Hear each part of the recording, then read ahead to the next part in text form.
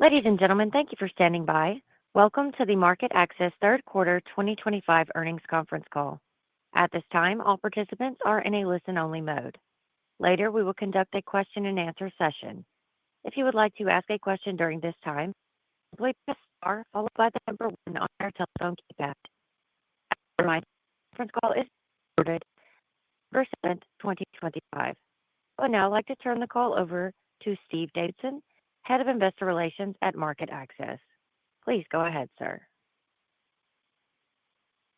Good morning and welcome to the MarketAxess Third Quarter 2025 Earnings Conference Call. For the call, Chris Concannon, Chief Executive Officer, will provide you with an update on our strategy and our trading businesses, and Ilene Fiszel Bieler, Chief Financial Officer, will review the financial results. Before I turn the call over to Chris, let me remind you that today's call may include forward-looking statements. These statements represent the company's belief regarding future events that, by their nature, are uncertain. The company's actual results and financial condition may differ materially from what is indicated in those forward-looking statements. For a discussion of some of the risks and factors that could affect the company's future results, please see the description of risk factors in our annual report on Form 10-K for the year ended December 31st, 2024. I would also direct you to read the forward-looking statement disclaimer in our quarterly earnings release, which was issued earlier this morning and is now available on our website. Now let me turn the call over to Chris. Good morning, and thank you for joining us to review our third quarter financial results. As highlighted on slides 3 and 4, our third quarter results reflect a return to more challenging market conditions and historic levels of new issue in September, as well as continued revenue growth challenges in U.S. credit. Revenue was $209 million in the quarter, up slightly from the prior year. Our revenue growth outside of U.S. credit was strong at 10%. With regard to the operating environment, we are focused on providing our clients with a platform that has the right mix of protocols and workflow tools to meet their needs in all market conditions. We intend to deliver a platform that will be protocol agnostic, that uses data and analytics to help clients decide the appropriate protocol for each trading situation. Our current model does exceptionally well in higher volatility when spreads are widened out and liquidity is in higher demand. Unfortunately, we have only seen limited periods of volatility over the last several years, and we continue to see fairly tight spreads. Revenue growth in U.S. credit has also been impacted by the growth of new protocols like portfolio trading, the growth of the dealer-to-dealer market, and smaller-sized trades moving from RFQ to portfolio trades at lower capture rates. The good news is that we are modernizing our technology platform while at the same time delivering new protocols and workflow tools to help our clients be more efficient. Most importantly, we continue to gain significant traction with our new initiatives. In the client-initiated channel, we generated 10% growth in block trading ADV across U.S. credit, emerging markets, and Eurobonds. This strong growth continued in October with a 21% increase in block trading ADV. In the portfolio trading channel, we generated a 20% increase in total portfolio trading ADV with record U.S. high-yield ADV. In October, total portfolio trading ADV was up 25%, and market share in U.S. credit portfolio trading increased 300 basis points. And last, in the dealer-initiated channel, we generated an 18% increase in dealer-initiated ADV. Again, this strong growth continued into October with a 22% increase in dealer-initiated ADV, supported by strong growth in Mid-X for Eurobonds and the addition of Mid-X for U.S. credit. As announced earlier this week, we will also be launching a new protocol introducing the concept of closing auctions to the fixed income market. Many of you are familiar with the auction protocol used in the global equity markets. Now we are bringing it to the fixed income market. We believe a closing auction in the most liquid bonds will provide the market with an end-of-day liquidity solution while delivering a more organized market closing process.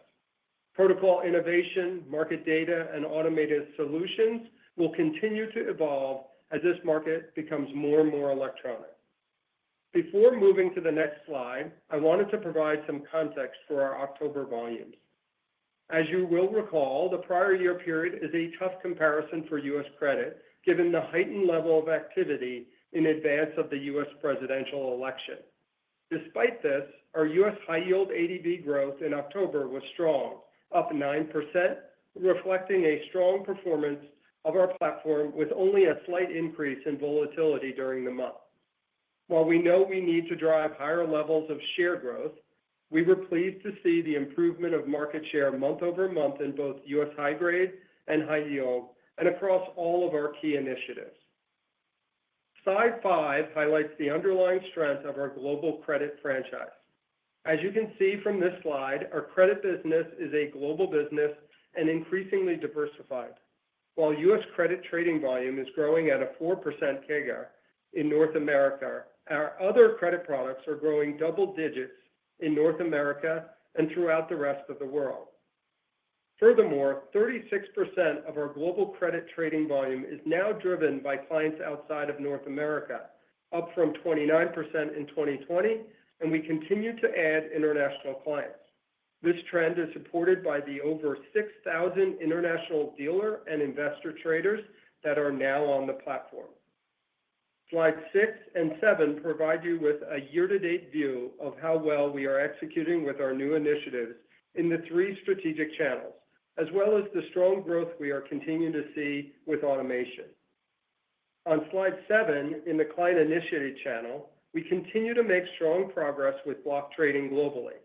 Our targeted block solution continues to grow in emerging markets and Eurobonds, while we see consistent growth in block trading in our U.S. credit business as well. Block trading represents the next step function to the growth of electronic trading and is an opportunity for real transformation in the fixed income markets. We are attacking the block market in 2 ways. First, we are leveraging automation by providing clients with unique tools that execute blocks in a more automated way. The second way we are attacking blocks is through our targeted RFQ workflow, which allows clients to target a short list of dealers for liquidity while increasing execution likelihood and reducing information leakage. Our total block trading ADV is approximately $5 billion year to date, up 23% across U.S. credit, emerging markets, and Eurobonds. Our cumulative block trading volume since the launch of our targeted block trading solution in U.S. credit, emerging markets, and Eurobonds was approximately $12 billion through October 2025. Next, in the portfolio trading channel, total portfolio trading ADV year to date is running 50% above the prior year. U.S. credit portfolio trading market share was over 18%, up 210 basis points over the prior year, including a 360 basis point increase in U.S. high yield. In the dealer-initiated channel, we are continuing to see progress.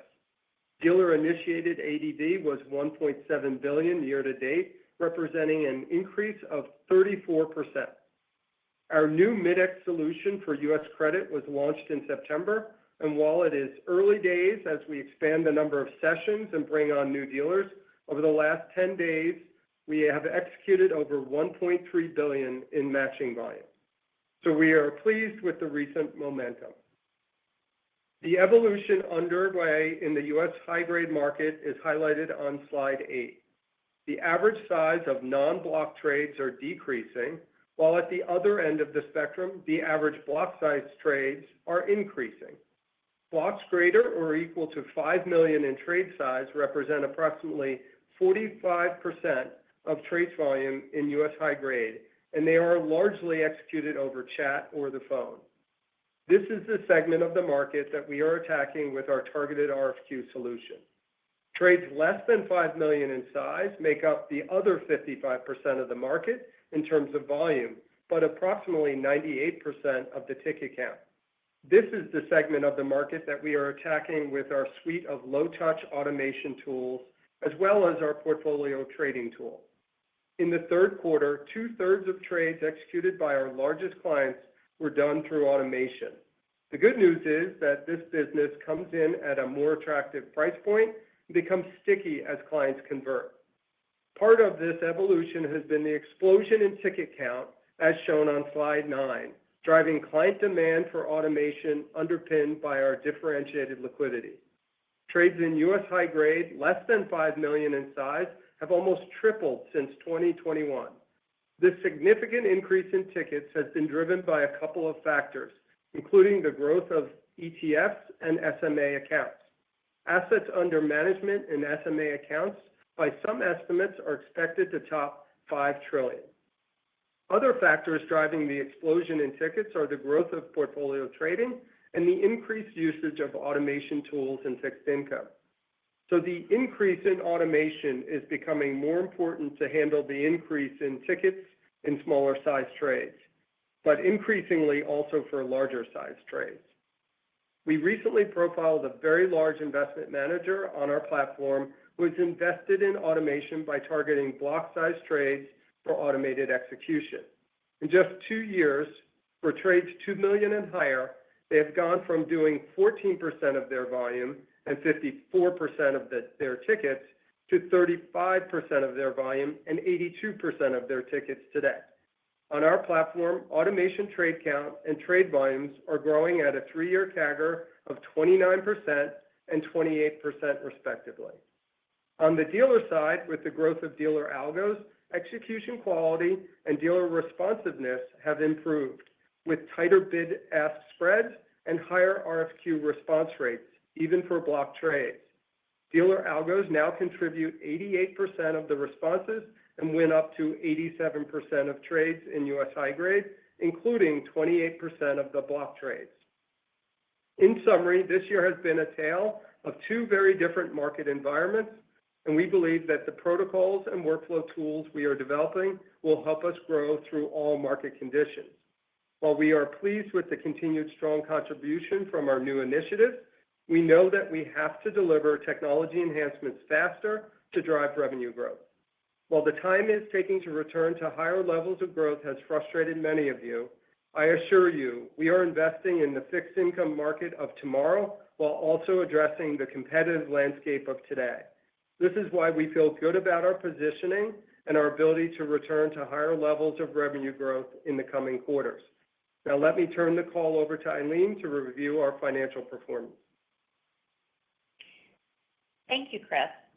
Turning to our results, on slide 11, we provide a summary of our third quarter financials. We delivered 1% revenue growth to $209 million, which included a $1 million benefit from foreign currency fluctuations and diluted earnings per share of $1.84. Looking at our revenue lines in turn, total commission revenue was flat compared to the prior year. Services revenue increased 9% to a record $29 million. Information services revenue of $14 million increased 6%, or 5% excluding the impact of currency fluctuations. Post-trade services revenue of $11 million increased 9% versus the prior year, or 4% excluding the impact of currency fluctuations. Technology services revenue of $4 million increased 20%, driven by higher license fees, as well as connectivity fees from RFQ Hub. Total other income increased approximately $2 million, driven by a tax credit and lower FX losses in the current quarter of approximately $4 million. This was partially offset by lower interest income and a $1 million negative swing in unrealized gains and losses on investments. The effective tax rate was 27.1%, up from 23% in the prior year, reflecting the increased accrual for the uncertain tax position reserve we established in the first quarter of this year. Slide 12 provides you with a quick summary of our KPIs. We continue to deliver strong growth across most of our KPIs, which reflects the progress we are making in our new initiatives. On slide 13, we provide more detail on our commission revenue and our fee capture. Lower total credit commissions and lower total rates commissions revenue was mostly offset by higher other commission revenue, which included the impact of RFQ Hub. Total credit commission revenue of $165 million was down 2% compared to the prior year. With strong 11% growth in emerging markets and 9% growth in Eurobonds, total commission revenue was more than offset by a 9% decline in U.S. high grade and flat growth in U.S. high yield. The reduction in total credit fee capture year over year was principally due to protocol mix. On a sequential quarter basis, fee capture was slightly up, due largely to duration in U.S. high grade. On slide 14, we provide a summary of our operating expenses. Total expenses increased only 3%, which includes a $1 million negative impact from foreign currency fluctuations. The increase was driven principally by higher employee compensation and technology and communication costs, as we continue to strike the right balance between investing to drive future growth and continuing to drive increased efficiency. Headcount was 896, up only 2% from 881 in both the prior year period and at the end of 2Q25. We are reconfirming our full year 2025 expense guidance and expect to be at the low end of the previously stated expense range of $501 million to $521 million on an ex-notables non-GAAP basis, or on a GAAP basis, $505 million to $525 million. On slide 15, we provide an update on our capital management and cash flow. Our balance sheet continues to be strong, with cash, cash equivalents, and corporate bonds and U.S. Treasury investments totaling $631 million as of September 30th. We generated $385 million in free cash flow over the trailing 12 months. We repurchased 595,000 shares year to date through October 2025 for a total of $120 million, including 239,000 shares repurchased during the third quarter at a cost of $45 million. As of October 31st, 2025, $105 million remains on the board's share repurchase authorization. Now, let me turn the call back to Chris for his closing comments. Thanks, Ilene. In summary, on slide 16, we are continuing to innovate and execute with our technology modernization, and we are focused on the delivery of new product enhancements and new protocols for the remainder of 2025. Our new strategic hires are already making a difference in our execution, and we continue to show performance across our new initiatives for block trading, portfolio trading, and the dealer-to-dealer business. Our revenue growth profile outside of U.S. credit is strong, and we are addressing our challenges in U.S. credit. And while we are pleased with the growth we are generating with our new initiatives, we are confident that we can execute faster to generate higher levels of growth. Now, we would be happy to open the line for your questions. At this time, I would like to remind everyone, in order to ask a question, press star, then the number 1 on your telephone keypad. We'll pause for just a moment to compile the Q&A roster. Your first question comes from Chris Allen with Citi. Yeah, morning, everyone. Thanks for the question. Nice to see solid expense controls this quarter. I have a bit of a two-parter. One on the Mid-X US launch, obviously you see nice volumes to start. Can you talk about the pipeline to add additional dealers there, how it's interacting with PT, whether you're seeing benefits there? And the second part, while you're seeing good uptake in new offerings like Mid-X, as you noted, your overall share gains have been elusive, which is leading to investor frustration.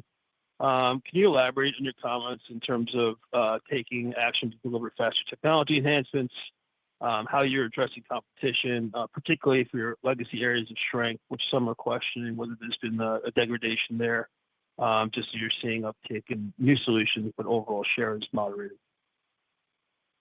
Great. Okay. Thanks, Chris. And yeah, I'll try and get to all those parts of the two-part question.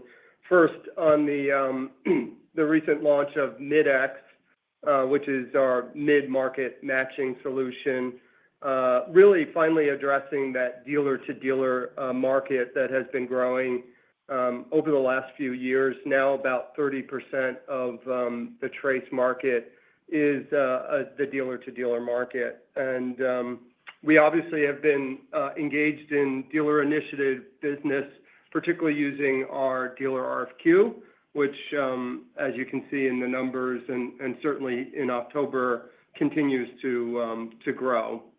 The dealer-initiated business in October was up 22%. And that's really without the full rollout of Mid-X, which only rolled out in late September and still early days. We are excited about those early days, though. As I mentioned in the opening comments, we're now seeing Mid-X run on a daily basis. When it launched, it was running several times a week. So we have plans to increase the number of Mid-X sessions. We only run one a day today. But right now, we're on track to deliver around $2.7 billion in the month. That's that kind of run rate we're on. So we're pretty excited about that, just given it's one session a day and off to a good start.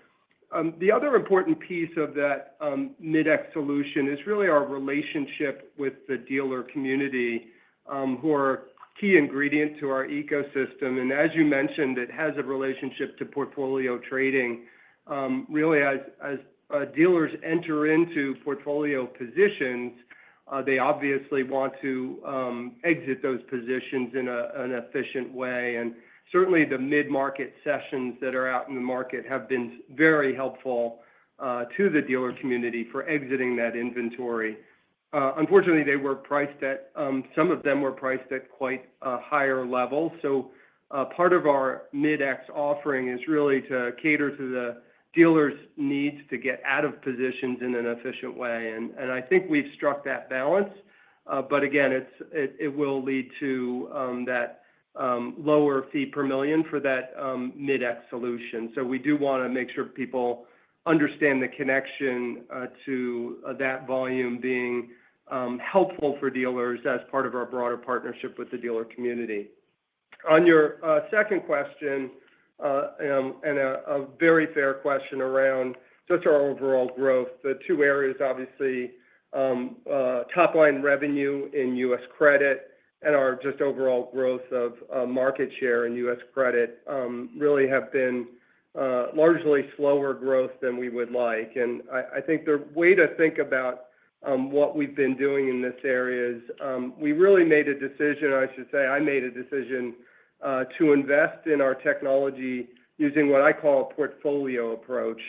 As opposed to investing in a few areas, one or two critical areas, we invested in several critical areas that needed to be addressed. And first, there is the overall tech transformation that is underway here at MarketAxess. We've been investing heavily into that tech transformation.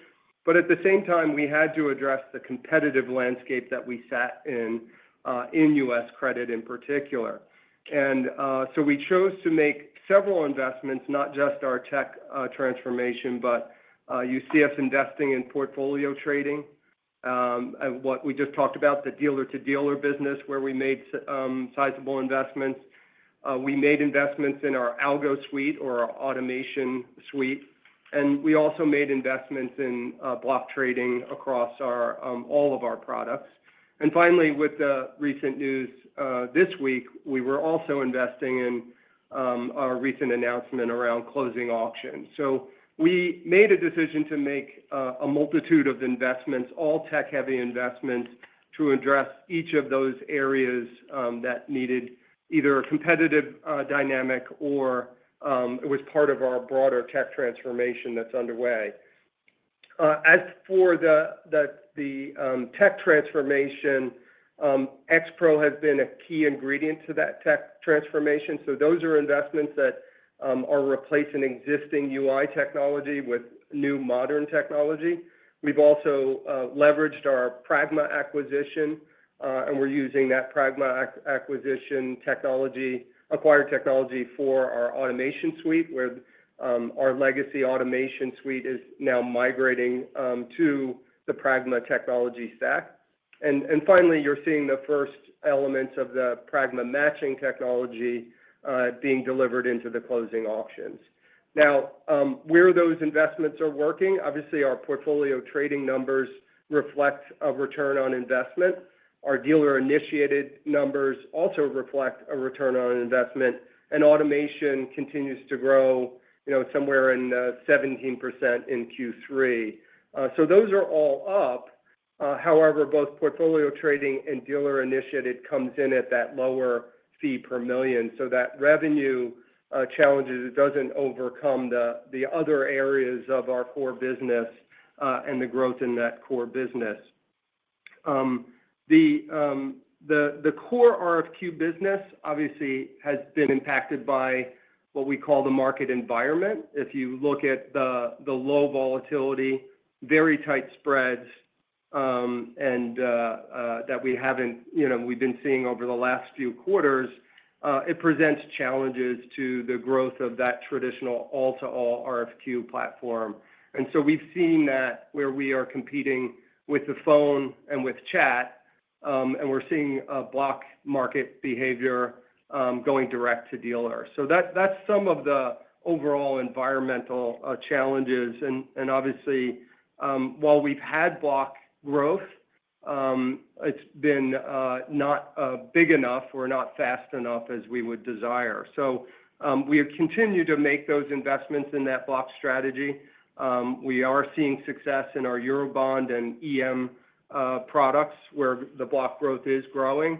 Where we sit today, I'd say we feel good about the momentum we're seeing in all those initiatives, but we would expect to deliver higher market share growth in the quarters ahead, just given all the investments that we are making and where they are and just being rolled out to the market. So we feel pretty good that the investments we are making are yielding results in terms of volume, but we obviously want to have them yield results in terms of revenue. And look, we're not stopping that investment.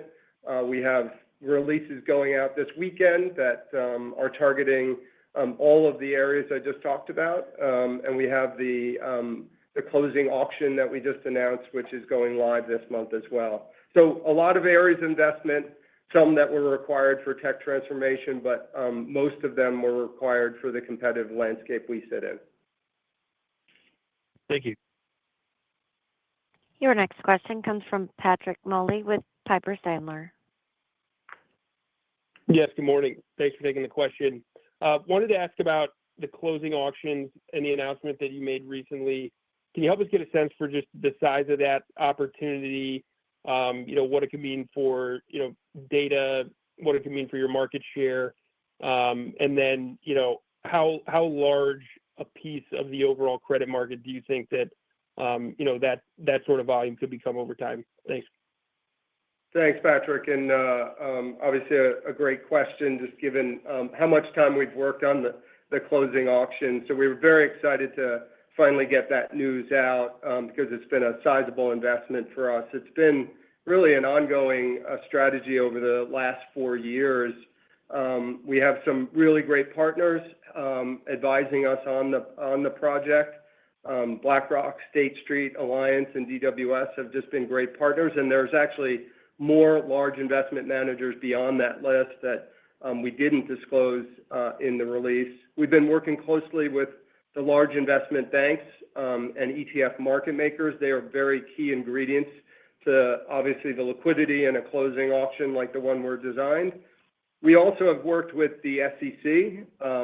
Our closing auction requires filing with the SEC because it's part of our ATS. So lots of years of work and effort is finally coming to market. So we're super excited about that.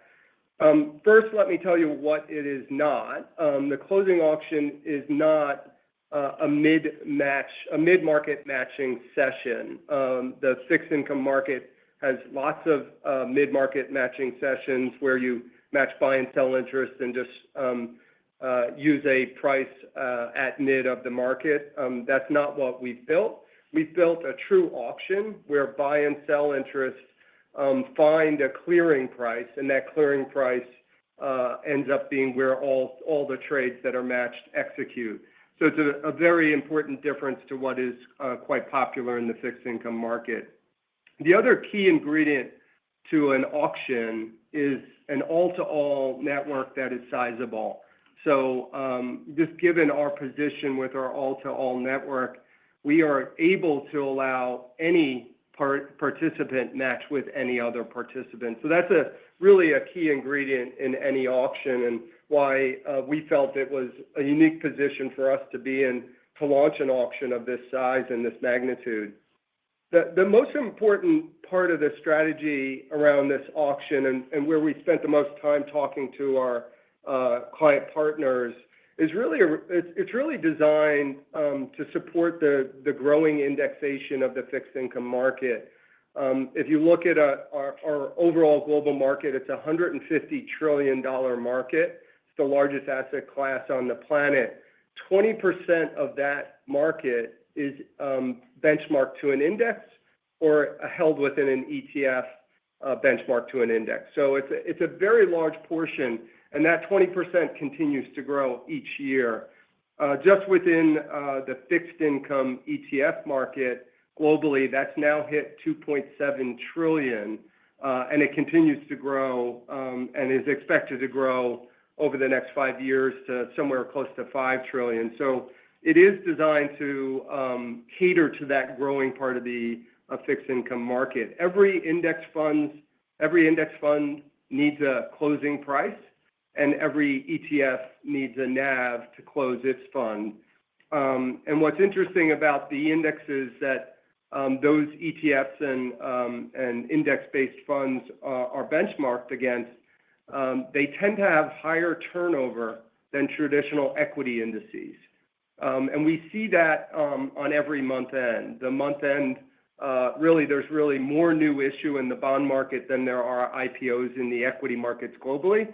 So you tend to have higher turnover of the index that all this money is benchmarked towards. And that's a really key ingredient. If you just to give you some stats, in U.S. investment grade volumes, the last hour of the last day of the month, 25% of that day's volume is done in that last hour. So we're seeing aggregation of activity moving to closer to the close. On a normal trading day, we're now seeing almost 15% of total volume now within the last hour of the close as well. So there's been a trend line where much of the bond market is moving further and further closer to the closing time of the day. The other key ingredient, other than all-to-all, an all-to-all network, is price. The price that we are providing as the closing price has to be relevant to the index funds and the ETF. So how do we make that relevant?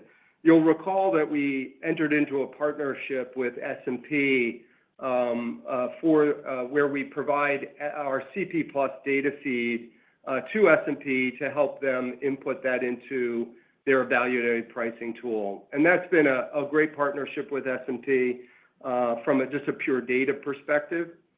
But the key ingredient is S&P also owns some very key indices which are powered by that end-of-day price. And so one of those key indices is the iBoxx index, which is what the HYG and LQD is based on, the iShares, two iShares ETFs, the two largest ETFs on the planet. So that's an important ingredient where our CP Plus price is now being delivered to the S&P eval product to help support an evaluated closing price for some very key index funds, but certainly key ETFs as well.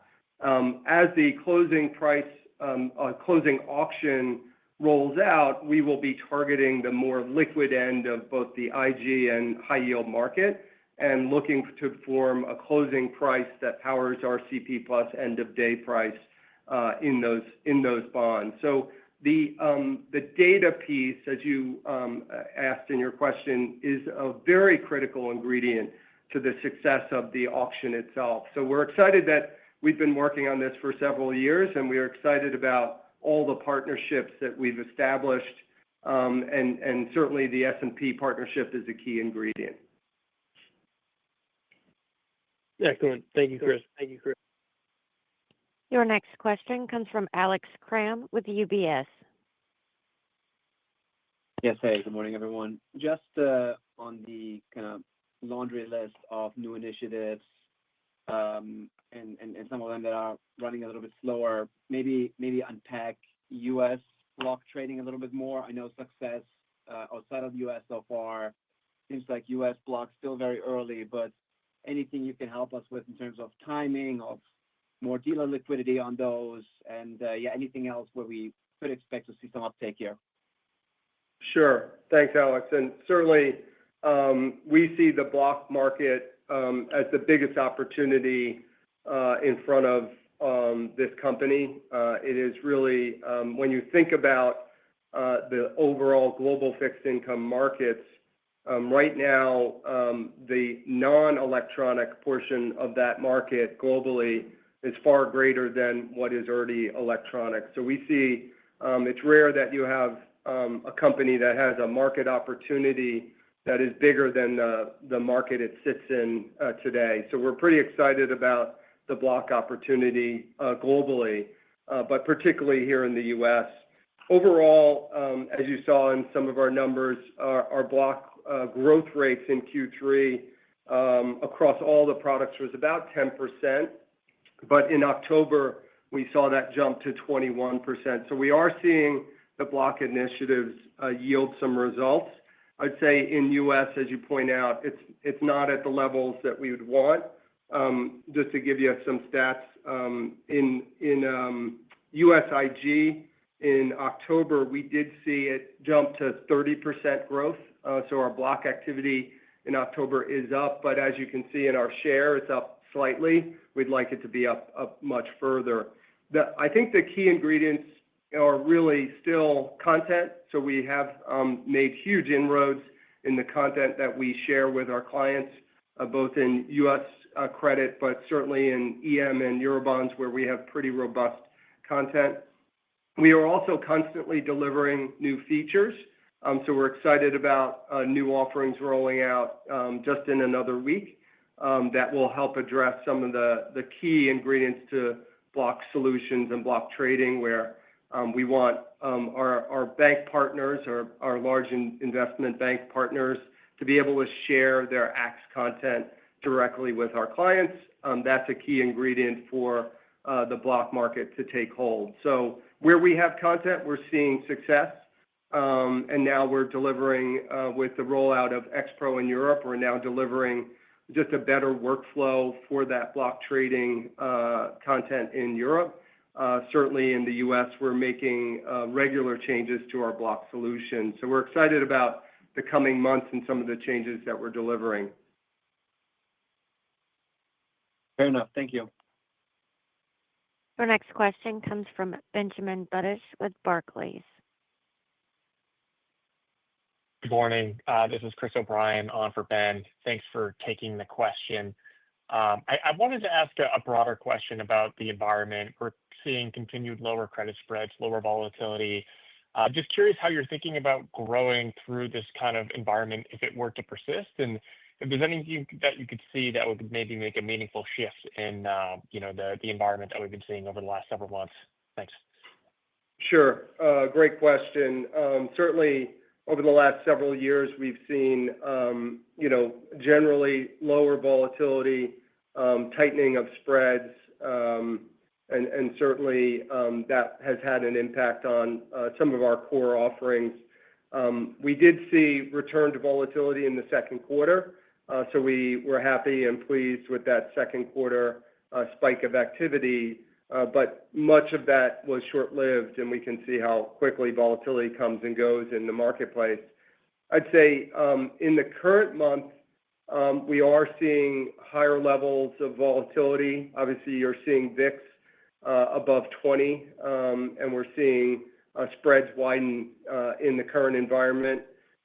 Certainly in November, the market is reflecting higher levels of volatility. TRACE is up 46% in investment grade, and it's up about 25% in high yield. So we're seeing in the current month activities that would suggest a little bit of unlocking to that lower spread and lower volatility. But as you point out, it's been, if you look at the summer months in the third quarter, there was very little spikes of volatility or volatility activity. So challenging environment, but certainly both in October and now in November, we're seeing higher levels of volatility and a little bit of spread widening, which makes our all-to-all liquidity that much more attractive. And then I would also just add, if you think about market expectations for Fed rate cuts this year, they've remained sort of at the 2 to 3, with a possibility of a third cut in December, having declined a bit as we heard post Powell's remarks last week. But there's still a more likely than not probability of a December cut, but perhaps with less conviction. Having said that, the curve is still trending towards a gentle steepening, with the front end staying fairly anchored, the belly largely holding, and the long end remaining sort of sticky. So in other words, if you think about short-term yields could fall when the Fed cuts and long-term yields not falling maybe as much, and if such a scenario plays out, this should be positive for liquidity, secondary turnover, things like that. And, you could see more willingness to buy longer duration bonds. And I think, as you might have imagined, right, we saw just, for instance, on our platform during the quarter, we saw that the weighted average years to maturity moved up to about 9.1 years from the 8.5-year level we saw the prior quarter.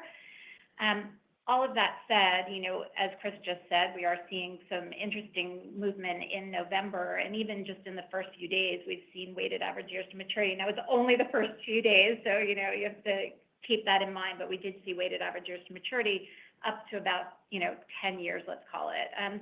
So there are some other factors to keep in mind as well when you think about the macro environment. Great. Thank you so much.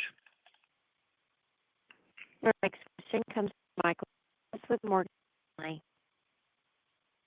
Hey, good morning. Thanks for taking the question. Maybe just continuing with the last question, macro backdrop, clearly moving your way in November, as you just answered with the last question. But if that proves short-lived and macro backdrop returns to a bit more challenging backdrop like we've seen for some time, I guess what's the scope to returning to higher levels of growth? Which parts of the business do you see as perhaps the most meaningful contributor to that? I know you mentioned some tangible progress on new initiatives, some of which are lower fees. So just curious how you're thinking about that as you look out over the next 12, 18 months. Sure. Great question. As we mentioned in our opening remarks, a key ingredient to our strategy going forward is being what we call protocol agnostic. We need to deliver protocols that our clients choose at times of high volatility or at times of low volatility. So when I think about low vol environments, the things that tend to stand out in the market are portfolio trading, the dealer-to-dealer mid-market sessions, things like Mid-X, which we've just rolled out. And you see higher levels of block activity move into the market where spreads are stable and tight. Our investor clients tend to move back to going direct to dealers. They don't leverage that unique liquidity in the all-to-all marketplace that we run. So really the key ingredient is providing those protocols seamlessly to our clients, but then using our unique proprietary market data to help them decide which protocol to choose from.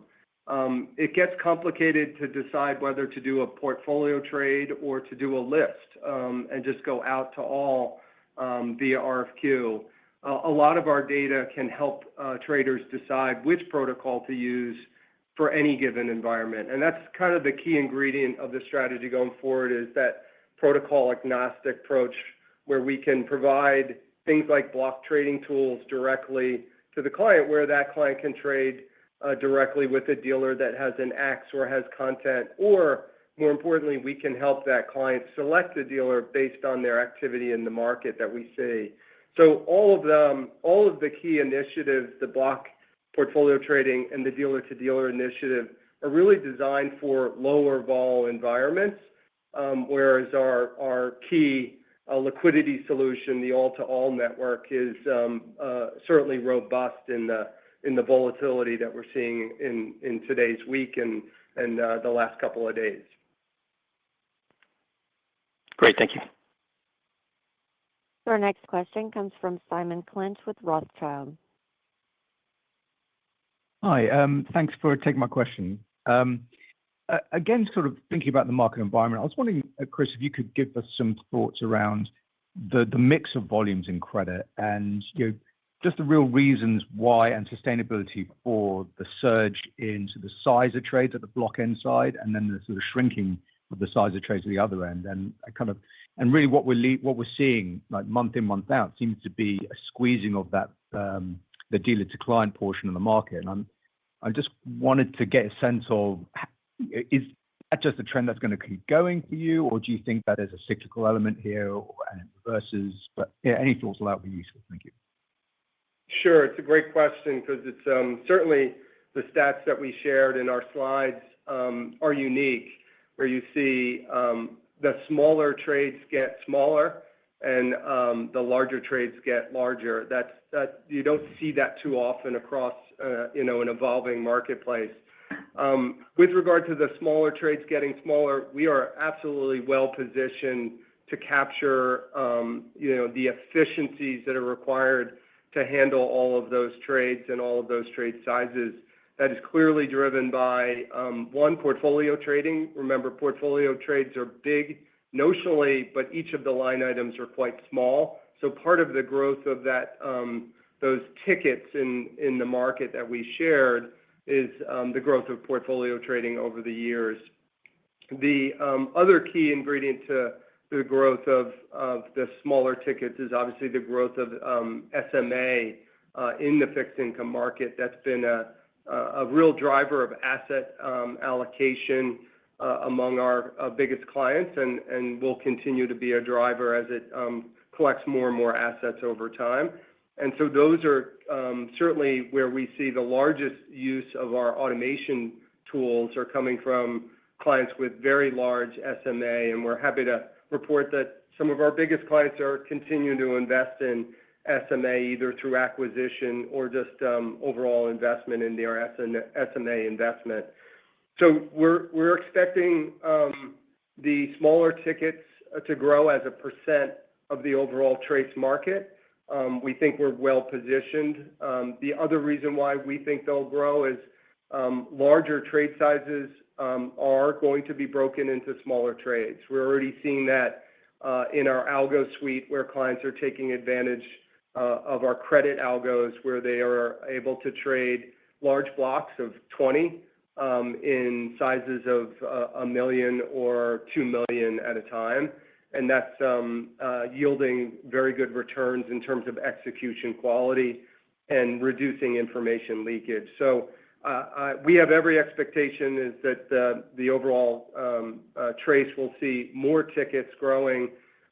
With regard to the block market going through its growth where those tickets are getting larger, I think that is really when I look up and look at the trend line and the volatility in the market, we've really been at historically low vol and historically tight spreads over the last few years relative to prior market environments. And I think that has led to block size being a little bit more of an attractive tool in exchanging risk. Dealers are certainly willing to trade that block size and take that risk. And obviously, clients are looking to move a lot of volume at any size they can that's efficient. So I do think that we'll end up in a world where when vol returns to a more normal level, those larger blocks get broken up. But we will continue to see, like any electronic transformation, the tickets will explode. Large blocks will get broken into smaller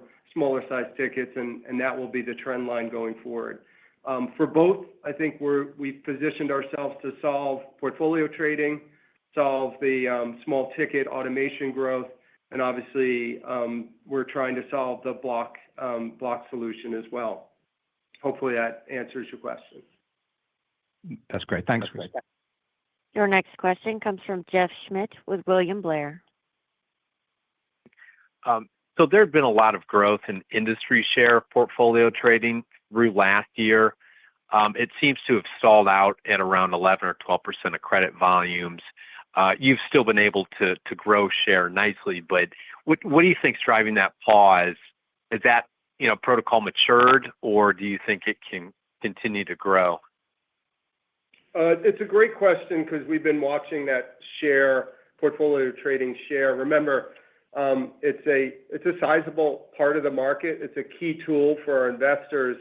From a market opportunity, it's quite small from an overall revenue opportunity. But because it's a critical tool for our clients, we continue to invest in it. We're seeing kind of an equilibrium, I call it, in the IG market from a portfolio trading standpoint. I know some people predicted it would go to 20%, but it's really, as you point out, has really flatlined anywhere from 10 to 12% of the overall market. However, that said, where we have seen growth is in the high yield market. That market, even in November, is up closer to 15% of the overall market, whereas just a few years ago it was closer to 5 and 6% of the overall market. So we are seeing a number of our clients using the high yield portfolio trading tool as a way to access liquidity. What's interesting is, as you point out, in IG, the flatness of the growth, that is not for lack of dealer liquidity. We have seen more and more dealers move into the dealer's space for providing liquidity on portfolio trades. So there is ample liquidity in that portfolio trading market to support a higher percentage of the market. I just think the market is quite comfortable at the levels that they are hitting, which is anywhere from that 10 to 12%. The only times that we see it spike up is when we see, what we call a mega portfolio, something greater than $1 billion in a single portfolio. And we've seen those be anywhere from $1 to $11 billion in size. And those are obviously rare and just come once in a while.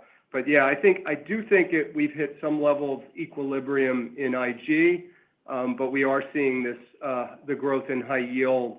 Our high yield market share of the portfolio trading market share has grown dramatically.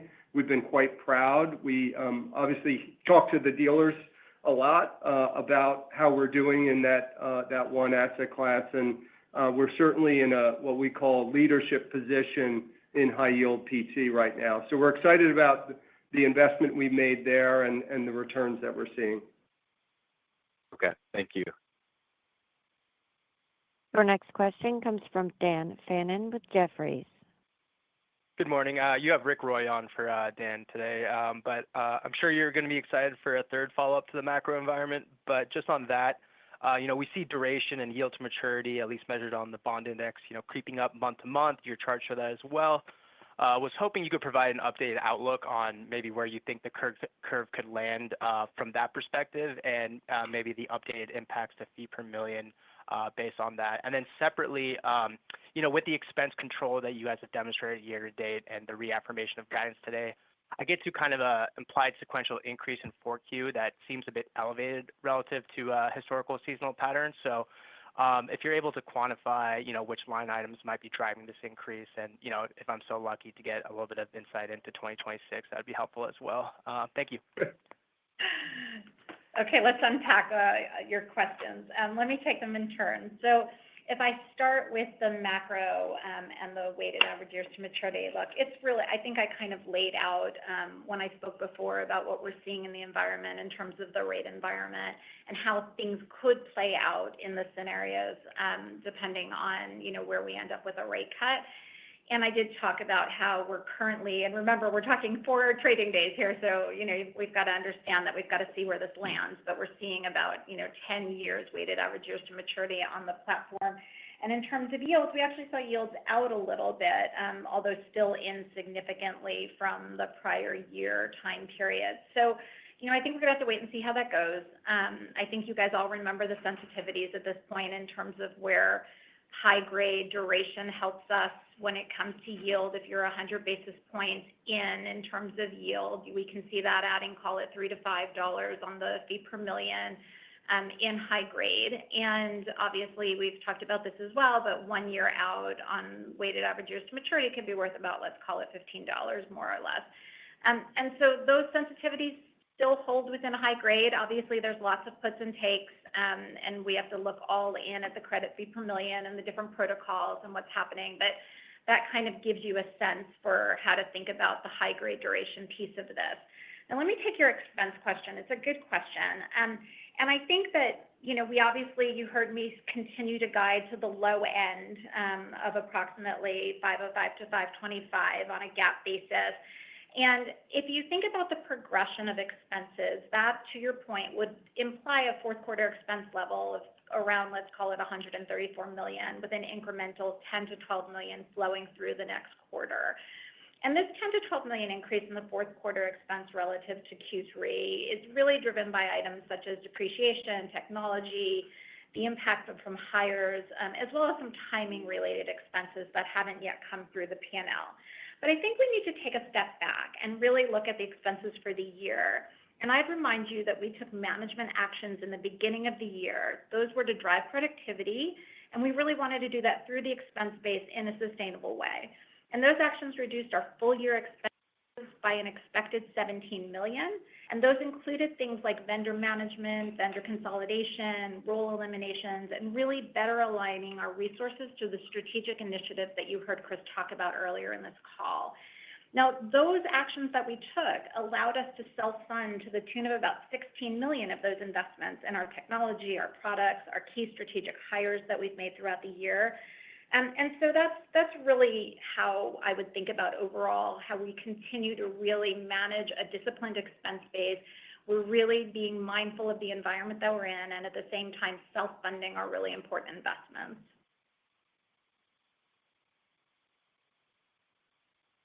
Your next question comes from Eli Abboud with Bank of America. Thanks for taking the question.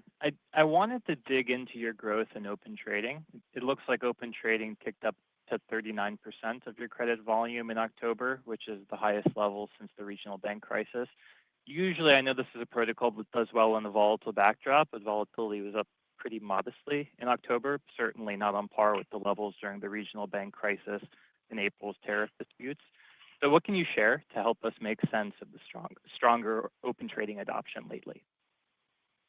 Yeah, great question. And obviously, Open Trading, certainly in lower vol environments, have not had the level of penetration that we would prefer. And certainly in October, we saw Open Trading move up just from September from 30% up to 34% and change. So while there was spikes of volatility, as you point out in October, it was quite muted across the month. And I think one key ingredient that we've been adding to our Open Trading liquidity is new sources of liquidity. It's coming in two forms. One, we continue to add systematic hedge funds to the platform. They certainly enjoy the benefits of all-to-all, where they can price other clients' bond requests on RFQ.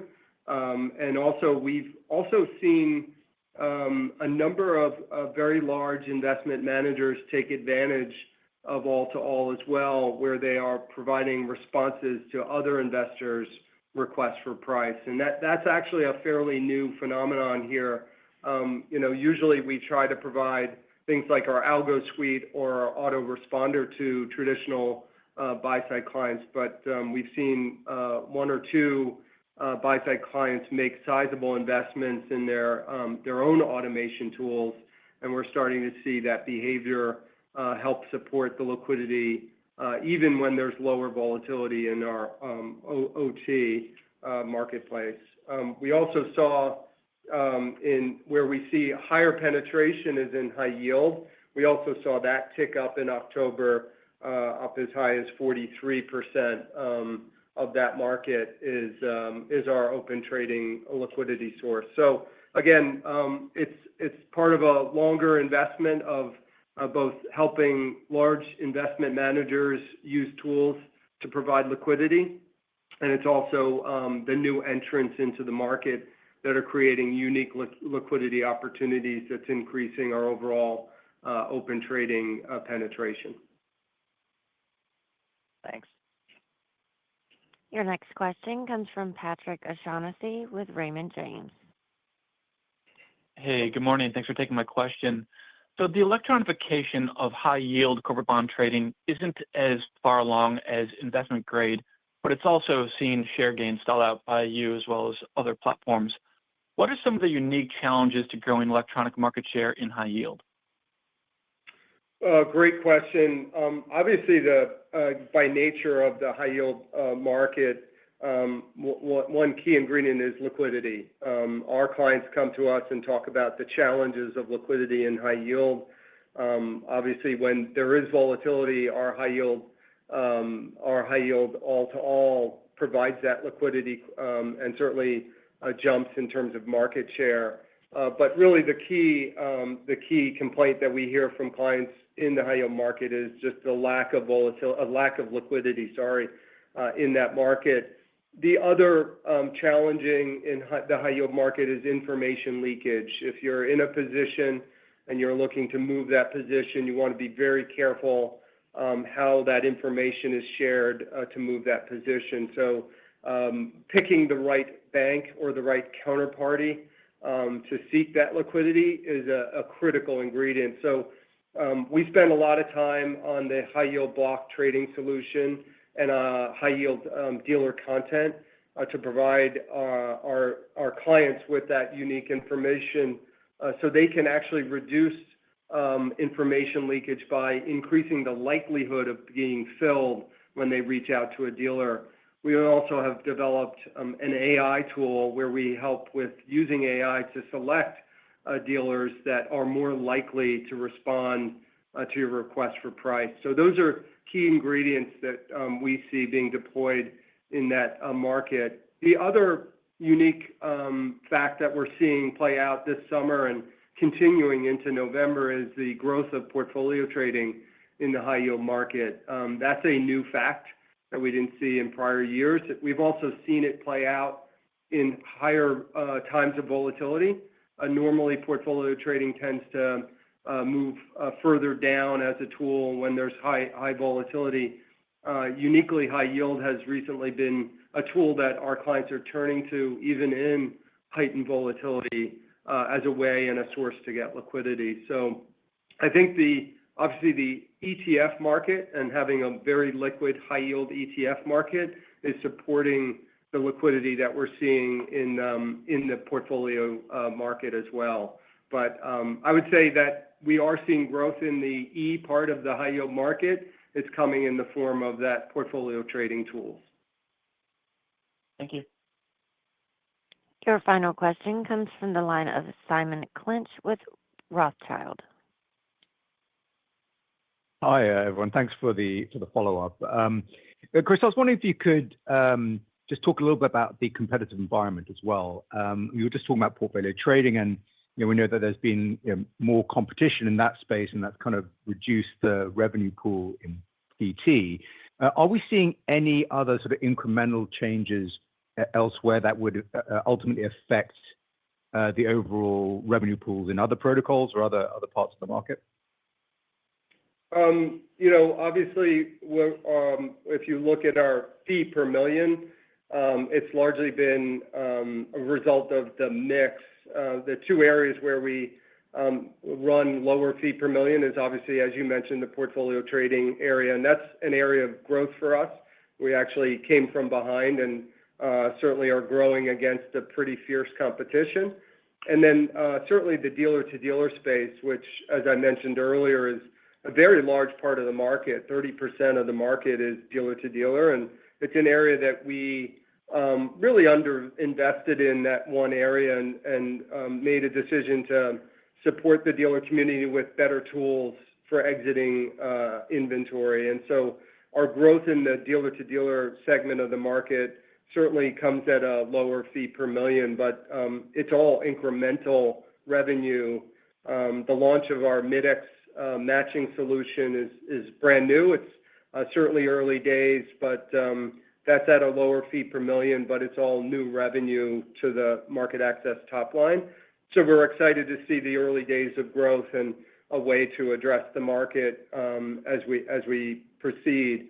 When we look internationally, obviously the EM market is quite exciting for us. We've seen sizable growth across LATAM and APAC, and we continue to see that growth. We've launched India just recently, so we're excited about adding additional product to that overall market. And we feel very good from a competitive standpoint in that market. We have certainly years of investment and many sales visits to grow that market and add clients to that market. And obviously, our all-to-all network is a sizable portion of that market, close to 40% of the liquidity in that market. And we're seeing consistent quarter-over-quarter growth in the EM market. So we're quite pleased with the competitive landscape there. I'm also happy that we have a portfolio trading tool that is being adopted by clients in EM, and we've launched a Mid-X for EM as well. So we've tried to address all the areas where we've seen competition move into the market, and we'll continue to do that as we invest in that EM business because it's a sizable business for us. If you look at the overall EM market, it's about the same size as U.S. credit. So it's a very exciting market to be certainly positioned where we are in that market. There are no further questions at this time. I would now like to turn the call back over to Chris for any closing remarks. Thanks, everybody, and we look forward to talking to you in the new year about our fourth quarter. Thanks. This concludes today's conference call. Thank you for participating. You may now disconnect.